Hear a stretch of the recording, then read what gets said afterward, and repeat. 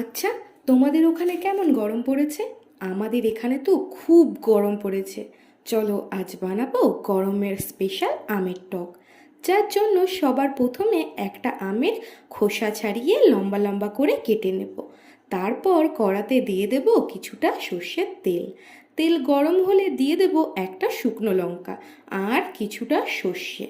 তারপর দিয়ে দেব কেটে রাখা আমগুলো আর দিয়ে দেব পরিমাণ মতো লবণ।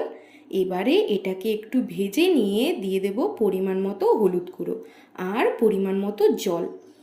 এবারে এটা একটু ফুটে উঠলে দিয়ে দেব পরিমাণ মতো চিনি আর নামানোর আগে দিয়ে দেব কিছুটা ভাজা মশলা।